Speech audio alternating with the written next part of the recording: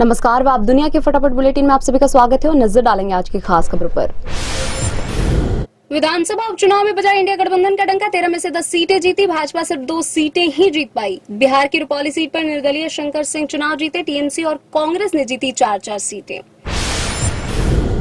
उत्तराखंड विधानसभा उपचुनाव में दोनों सीटें जीती। बद्रीनाथ सीट पर कांग्रेस के लखपत सिंह बूटोला चुनाव जीते, जबकि मंगलौर विधानसभा सीट पर कांग्रेस के काजी मोहम्मद निजामुद्दीन ने भाजपा के करतार सिंह भडाना को हराया।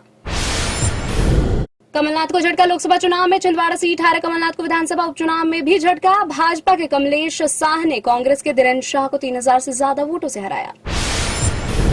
तमिलनाडु के विक्रावंडी सीट पर सत्ताधारी डीएमके ने जीत हासिल की। डीएमके के अन्यूर शिवा ने पीएमके के अंबुमड़ी सी को 50,000 से अधिक वोटों से हराया।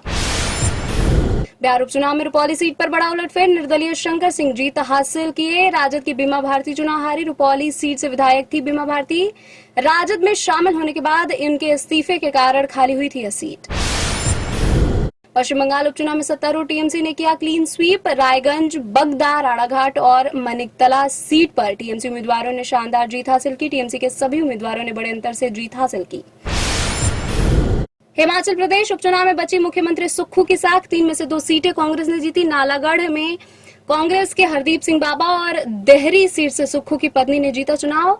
हमीरपुर सीट भाजपा के आशीष शर्मा ने जीती। जम्मू कश्मीर के उपराज्यपाल की बढ़ी शक्तियां। दिल्ली की तरह एलजी की मंजूरी के बिना अफसरों की पोस्टिंग और ट्रांसफर नहीं कर सकेगी राज्य सरकार। उमर अब्दुल्ला ने फैसले पर उठाया सवाल, कहा रबर स्टैंप सरकार बनाने की साजिश। शहीद कैप्टन अंशुमान सिंह की पत्नी पर अभद्र टिप्पणी करने के मामले में दिल्ली पुलिस ने दर्ज की एफआईआर। राष्ट्रीय महिला आयोग में भी पहुंचा मामला। उपचुनाव के नतीजे से उत्साहित कांग्रेस ने कहा, जनता ने भाजपा को करारा जवाब दिया है। भाजपा को सिर्फ 2 सीटें ही मिली हैं। संजय सिंह का दावा, केजरीवाल की जिंदगी से खेल रही है भाजपा सरकार। उनका वजन जेल में रहने के दौरान 8.5 किलोग्राम कम हुआ। रक्त में शर्करा का स्तर 50 मिलीग्राम डीएल से नीचे 5 बार जा चुका है।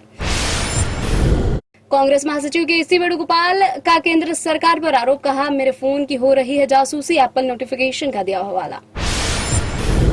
मध्य प्रदेश के ग्वालियर में बीएसएफ अकादमी की 2 महिला कांस्टेबल पश्चिम बंगाल में मिली है। दोनों 1 महीने से अधिक समय से लापता थी। पुलिस ने बताया ग्वालियर के बिलोवा थाने में गुमशुदगी की शिकायत दर्ज कराई गई, जिसके बाद जांच शुरू की गई थी।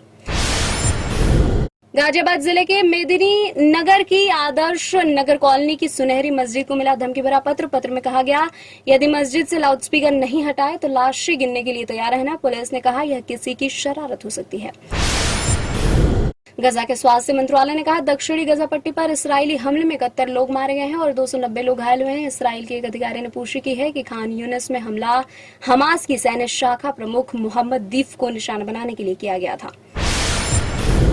दिल्ली में झमाझम बारिश का दौर शुरू। लोगों को उमस से मिली राहत। शनिवार को पूरे दिन हो सकती है राजधानी दिल्ली में बारिश।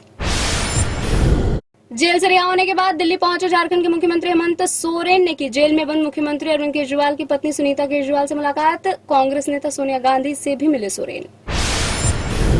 गुजरात के साबरकांठा जिले में चांदीपुरा वायरस के संक्रमण से 4 बच्चों की मौत हो गई और 2 अन्य का उपचार जारी है। दोनों बच्चे जिले के हिम्मत नगर के सिविल अस्पताल में भर्ती हैं। चांदीपुरा वायरस से बुखार होता है, जिसके लक्षण फ्लू जैसे होते हैं। साजिद नाडियाडवाला की हाउसफुल 5 में हुई संजय दत्त की एंट्री। अक्षय कुमार, रितेश देशमुख और अभिषेक बच्चन भी आएंगे नजर। तरुण मनसुखानी करेंगे फिल्म का निर्देशन। 2025 में रिलीज होगी यह फिल्म। टीवी एक्ट्रेस कविता कौशिक लैंडस्लाइड के कारण उत्तराखंड के जोशीमठ में फंसी। एक्ट्रेस पिछले 4 दिन से पति और अपने पालतू कुत्ते के साथ सेना कैंप में रह रही थी। बद्रीनाथ के दर्शन करने उत्तराखंड गई थी कविता। ये थे आज के फटाफट बुलेटिन और ऐसे ही ताज़ा अपडेट्स के लिए बने रहे हमारे साथ, यानी कि विजिट करें आप दुनिया पर।